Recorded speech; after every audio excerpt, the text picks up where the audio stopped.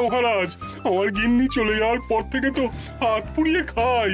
আজকে সত্যি সত্যি রান্না করতে গিয়ে হাত পুড়ে গেছে, তাই তো? হ্যাঁ মহারাজ, আপনি একদম ঠিক ধরেছেন।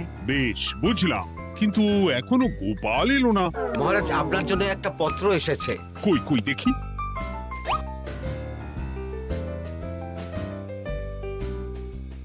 ঠিক আছে, তুমি এখন এসো। কিসের পত্র মহারাজ? দাঁড়াও, আগে গোপাল আসুক, তারপর বলছি।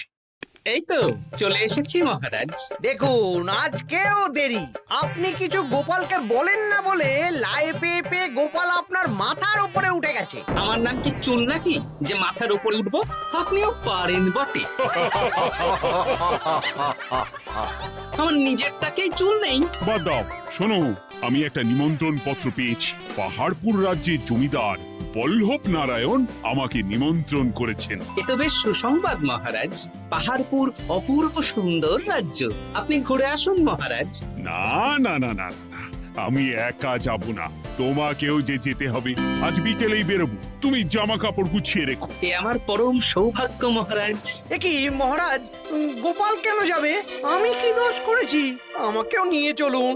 না না না, তুমি রাজ্যের মন্ত্রী, আমি বেশ কিছুদিন থাকবো না, তাই রাজ্যটা তোমাকেই সামলাতে হবে। আচ্ছা আচ্ছা, আপনি তো রানীমাকেও নিয়ে যেতে পারতেন। আমি কোথায় কাকে নিয়ে যাব সেটা আমার একান্তই ব্যক্তিগত ব্যাপার। তুমি বেশি বোঝাতে এসো না মন্ত্রী। বেশ।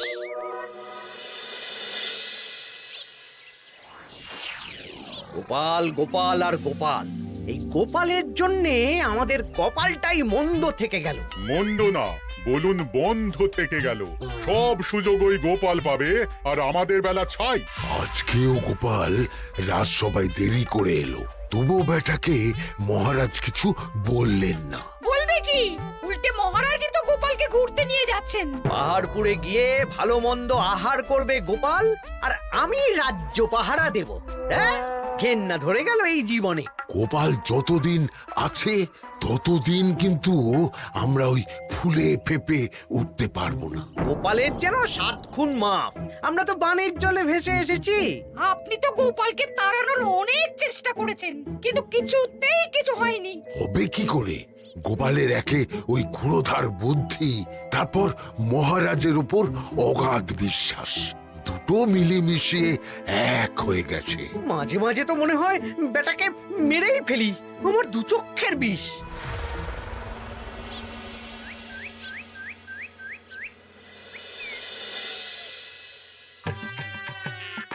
বলছি গিন্নি, কি এত তুমি পোটলায় বাঁধছো বলো তো? এত দূরের রাস্তা, তাই শুকনো খাবার ভালো করে বেঁধে দিচ্ছি। হ্যাঁ, তা কি কি দিয়েছো শুনি? ভিজে চিড়ে দিয়েছি, মুড়ি, নারকোল কুচো, চিনি দিয়েছি। হ্যাঁ, ব্যাস, আর কিচ্ছু দিতে হবে না। আমার সাথে তো মহারাজও যাচ্ছেন। আমি একটু বেশি করে দিয়েছি গো। দূর, সে কথা বলিনি। মহারাজ যাচ্ছেন তো, তাই মহারাজও নিশ্চয়ই রাজবাড়ি থেকে ভালো মন্দ খাবার নিয়ে আসবেন। যে যার নিজের তালে থাকে। কি আর করবো গিন্নি, উদরকে আদর করে যা সুখ তার অন্য কিছুতে নেই। বেশ বেশ, সাবধানে যেও। হ্যাঁ, তুমিও সাবধানে থেকো কিন্তু। আর নাতনি নাতনিগুলো এলে তাদের জানিয়ে দিও যে দাদু বেশ কিছুদিন থাকবে না। ঠিক আছে গো, ঠিক আছে। সাবধানে যাবেন মহারাজ।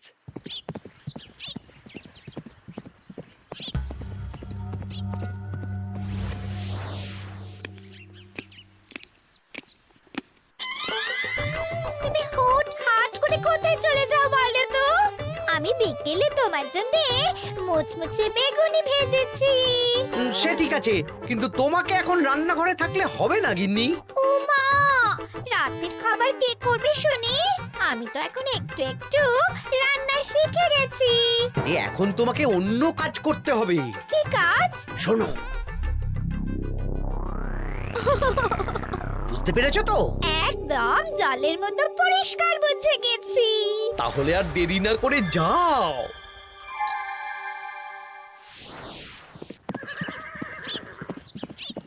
মহারাজ একটা কথা বলতে পারি? বলো গোপাল। আমরা পাহাড়পুর জমিদার বাড়িতে যাচ্ছি কেন? তুমি তো জানো আমাদের সেনাপতি এখন একা একাই নিজের সংসার সামলায়। হ্যাঁ, ওই ঘটনার পর থেকে তো সেনাপতির জন্য ভালো পাত্রীও পাওয়া যায়নি। পাহাড়পুরের জমিদার বল্লভ নারায়ণের একমাত্র কন্যা এখন বিবাহযোগ্যা, তাই আমি আর তুমি দেখতে যাচ্ছি। সেনাপতিকেও সাথে নিয়ে গেলে হতো। না, আগে আমরা যাব, মেয়েটা কেমন সেটা বিচার বিবেচনা করে ফিরে আসব। তারপর যদি সেনাপতি রাজি হয় তখন আমরা বাকি ব্যবস্থার দিকে এগোবো, তাই তো?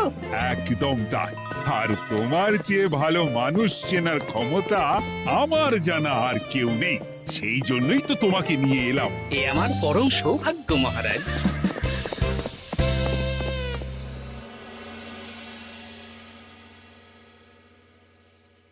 প্রণাম রানীমা। আরে মন্ত্রী গিন্নি যে, বলো বলো। এই কিছু বেগুনি ভেজেছি, তাই আপনার জন্য নিয়ে এলাম রানীমা। সরলা, তুমি ওটা রান্নাঘরে নিয়ে যাও। আচ্ছা রানীমা। ওমা, এই গয়নাটা পরে কি সুন্দর লাগছে আপনাকে। নতুন নিলেন? না না, বছরখানেক আগে বিবাহ বার্ষিকীতে মহারাজ গড়িয়ে দিয়েছিলেন। একটা কথা বলবো রানীমা? বলো না, কি বলবে? আমার মনে হয় আপনাকে আমাদের মহারাজ না আর আগের মতন ভালোবাসেন না।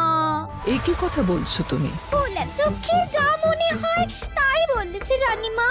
এই দেখুন না, মহারাজ হঠাৎ পাহাড়পুরে ঘুরতে চলে গেলেন আর আপনাকে নিয়ে গেলেন না। নিশ্চয়ই কোনো কাজ আছে, তাই আমাকে নিয়ে যাননি। ওই তো, এত ছাড় দিয়েছেন বলেই তো পার পেয়ে বসেছে। অপরাধ নেবেন না রানীমা। মহারাজ সব ব্যাপারে শুধু গোপাল আর গোপাল, কিন্তু বাড়িতে যে আপনিও আছেন সেটা মহারাজ খেয়ালই করেন না। আসলে গোপালকে মহারাজ খুবই স্নেহ করেন তো। আপনি আগে না গোপাল আগে? পাহাড়পুর তো এত সুন্দর জায়গা, চারিদিকে পাহাড়, পাহাড় থেকে নেমে আসছে নদী। ভাবুন আপনাকে মহারাজ নিয়ে যেতেন যদি। সত্যি তো, আমাকে তো মহারাজ নিয়ে গেলেন না। নিয়ে যাবেই বা কেন? আপনাকে তো আর মহারাজ আগের মতো ভালোই বাসেন না। সব ধ্যান জ্ঞান এখন শুধু গোপাল। হ্যাঁ, সত্যি তো, আমি তো এটা ভেবেও দেখিনি কখনো। গোপালই আপনার কপাল পুড়িয়েছে। আসছে রানীমা।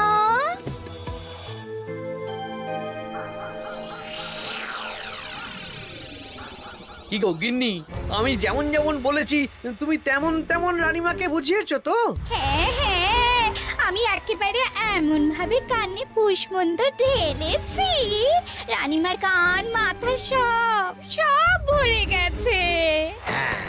এবার শুধু মাঝে মাঝে ইন্ধন জুগিয়ে যেতে হবে, বুঝলে? তারপরে তোমার পথের কাঁটা ফাঁকা হয়ে যাবে। আর একবার গোপাল সরে গেলেই আর কোনো চিন্তা নেই। দু হাত ভরে রোজগার করবে গো।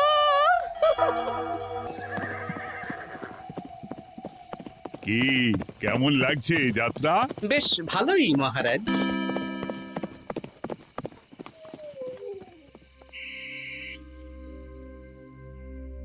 রানীমা, খাবার কি আমি এই ঘরে নিয়ে আসবো? না, আজ আমি কিচ্ছু খাবো না, কিচ্ছু না, খিদে নেই, যাও। এ কি রানীমা, আপনি তো সেই দুপুরের পর কিছুই খাননি। তোমাকে একবার কিছু বললে তুমি বুঝতে পারো না? বলেছি তো আমার খিদে নেই, আমাকে বিরক্ত করো না, যাও।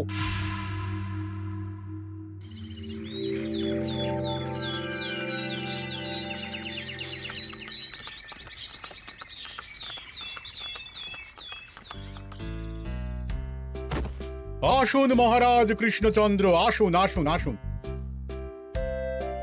কি সুন্দর জায়গায় পাহাড়পুর, মনে হচ্ছে বেশ কিছুদিন থেকে যাই। তা থেকে যান না। এখন যে কাজে এসেছি সেটা আগে করে নি, তারপর যদি সব ঠিকঠাক, তখন তো আবার আসতে হবে। তাও ঠিক। এই বিমলা মা, এদিকে আয়। এই নিন কমলা লেবুর শরবত। বেশ সুন্দরী দেখতে মহারাজ। নিজের মেয়ে বলে বলছি না, বিমলা সব কাজ নিজের হাতে করে। বাড়িতে পাঁচটা দাসী আছে, তাদের কাজই করতে দেয় না। বাহ বাহ বাহ, ভালোই তো। আপনার মেয়েকে তো বেশ লক্ষ্মীমন্ত দেখতে।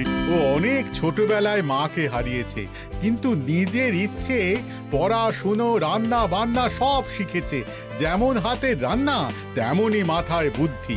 রান্না তো খেলেই বুঝতে পারবো। হ্যাঁ, আজ দুপুরে সব রান্না তো নিজের হাতেই করছে। আমি ওকে কিছু প্রশ্ন করতে চাই।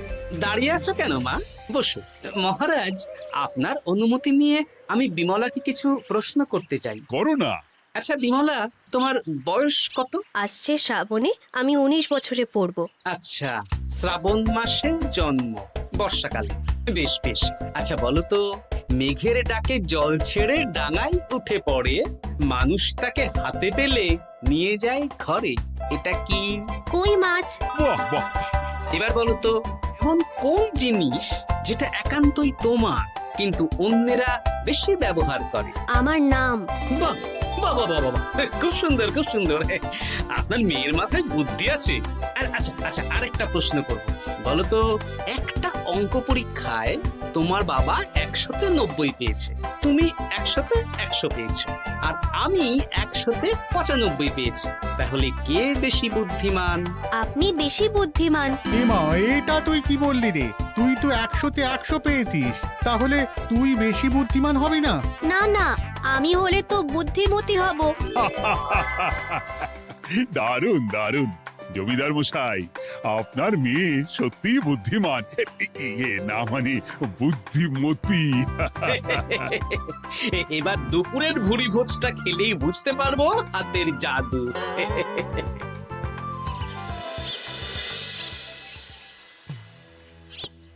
রানীমা, বেলা হয়ে গেছে, এভাবে না খেয়ে থাকবেন না, আপনার শরীর খারাপ করবে। তোমাদের মহারাজ আসুক, তারপরে খাবো। যতদূর জানি মহারাজ আগামীকাল সকালে ফিরবেন। বেশ, আমাকে একটু শরবত করে এনে দাও, আর কিছু খাবো না। আচ্ছা রানীমা। বুঝলি, আজ পুকুর ঘাটে গিয়ে যা শুনলাম না। কি শুনলে? রানীমা গতকাল বিকেল থেকে কিচ্ছু খাচ্ছেন না, মহারাজের ওপর রাগ করে। এখন রানীমার রাগ, এরপর ভাগ গোপাল ভাগ।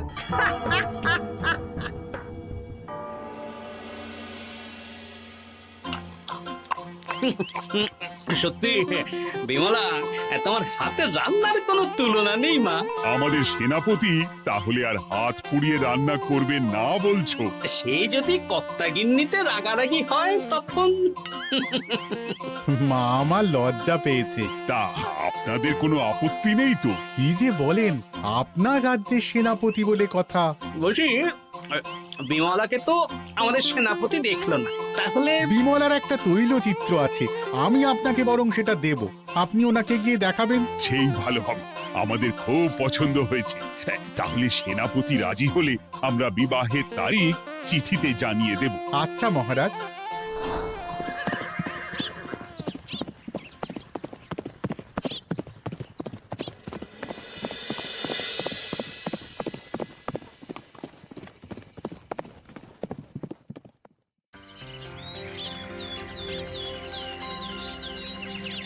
মহারাজ, আমি তাহলে আসি। যাওয়ার পথে আমি সেনাপতির সাথে কথা বলে নেব। হ্যাঁ হ্যাঁ গোপাল, এসো। বেশ ভালোই কাটলো পাহাড়পুরে। হ্যাঁ মহারাজ, অনেক ধকল গেছে, যান গিয়ে বিশ্রাম নিন।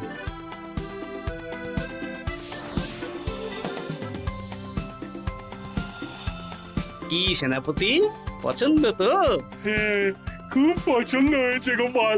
তোমার চোখ তো দেখছি একেবারে জহুরির চোখ।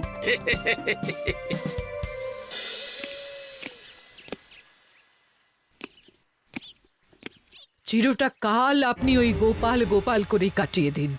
কি হলো? রানীমা গত পরশু থেকে কিচ্ছু খাননি, গতকাল একটু শরবত খেয়েছেন শুধু। কেন, কি হয়েছে? দেখুন মহারাজ, সহ্যের একটা সীমা আছে। আরে, আমার তো কিছুই মাথায় ঢুকছে না। মাথায় শুধু গোপাল থাকলে আমার কথা ঢুকবে কি করে মহারাজ? আপনি আমাকে আর আগের মতো ভালোবাসেন না মহারাজ। এসব কি বলছো রানী? ঠিকই বলছি, আপনি খেয়ালই করেননি যে আমি গলায় আপনার পছন্দের পান্নার হার পরেছি মহারাজ? আরে আমাকে বলার সুযোগ দেবে তো। দেখুন, আপনি পাহাড়পুরে ঘুরতে গেলেন, গোপালকে নিয়ে গেলেন।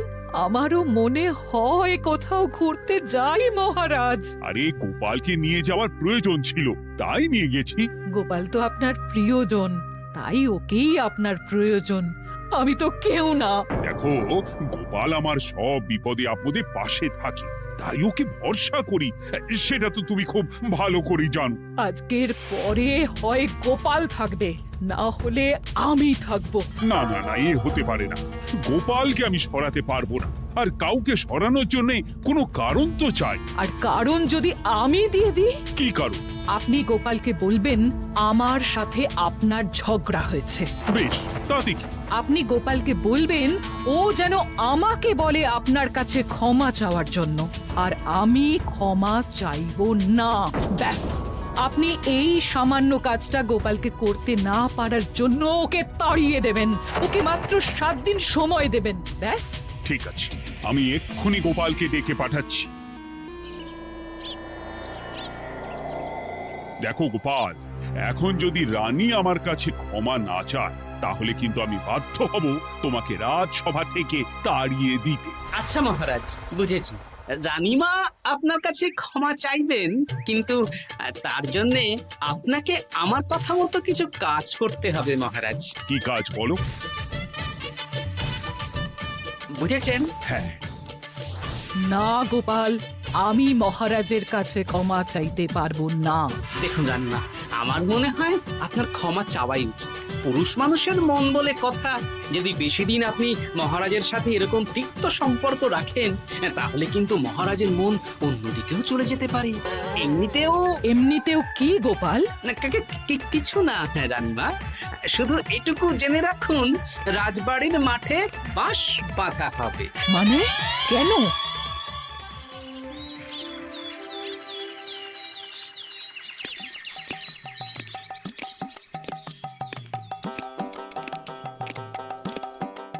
আসতে পারি মহারাজ? হ্যাঁ, এসো এসো। বলছি, আমি তাহলে জমিদার বাড়িতে বিবাহের দিনক্ষণ ওই চিঠি লিখে জানিয়ে দিচ্ছি। হ্যাঁ, জানিয়ে দাও গোপাল। আর কি কি কেনাকাটা করতে হবে সেটার একটা তালিকা বানিয়ে ফেলো। আচ্ছা মহারাজ, মেয়ের শাড়ি আপনি নিজে পছন্দ করে কিনবেন তো? হ্যাঁ, ওই শাড়িওয়ালাকে আজকে দুপুরেই আসতে বলো। আচ্ছা মহারাজ। বিয়ের শাড়ি, কেনাকাটা, এসব কি মহারাজ? সেসব বলা যাবে না রানী, সময় হলে জানতেই পারবে। তবে বিমলাকে অপরূপ সুন্দরী দেখতে, এটুকু বলতে পারি। দেখুন তো মহারাজ, ওই টোপরটা ঠিক আছে কিনা? একদম ঠিক আছে, খুব সুন্দর। শাড়িওয়ালা এক্ষুনি আসছে। আসছি মহারাজ। এসো এসো। কার জন্য শাড়ি লাগবে মহারাজ? রানীমার জন্য? না না, বিমলার জন্যে। বিমলাকে? এক অপরূপা তরুণী, বুদ্ধিমতীও আছে, ধীর স্থির, ঝগড়া করে না। বেশ, অনেক হয়েছে মহারাজ। দোহাই আপনার, আপনি দ্বিতীয় বিয়ে করবেন না। আমি ক্ষমা চাইছি। কি বলছো রানী? আমি বুঝতে পেরেছি, আমি আপনাকে গোপালের নামে 2-4 কথা শুনিয়েছি বলে আপনি বিয়ে করতে চলেছেন। আমি আর রাগারাগি করব না, আমাকে ক্ষমা করুন। ব্যাস, রানীমা ক্ষমা চেয়ে নিয়েছেন, মানে আমার চাকরিটা থাকছে। হ্যাঁ গোপাল, হ্যাঁ, দোহাই তোমার, মহারাজকে বিপথে চালিত করো না। আরে দূর, আমি বিয়ে করছি নাকি? বিয়ে তো হবে সেনাপতির। ওর জন্যই তো পাত্রী দেখতে পাহাড়পুরে গেছিলাম, গোপাল আর আমি। তার মানে মন্ত্রীর বউ আমাকে ভুল বোঝালো? আবার মন্ত্রীর কোনো ষড়যন্ত্র হবে, ওকে না নিয়ে গিয়ে গোপালকে নিয়ে গেলাম বলে। সেনাপতির বিয়ের আগেই আপনি মন্ত্রী মশাইকে ধোলাইটা দিয়ে দিন। ঠিক বলেছ রানী, তুমি বরং শাড়ি পছন্দ করো, আর আমি চললাম মন্ত্রীকে ধোলাই দিতে।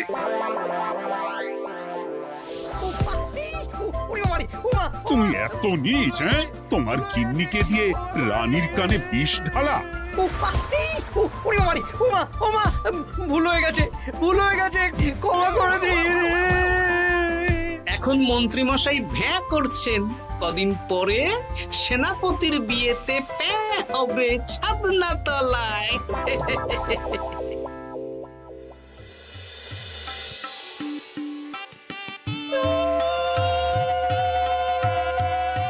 এবার মালা বদল হবে। এবার বুঝবে মালার কি জ্বালা। কি বললে?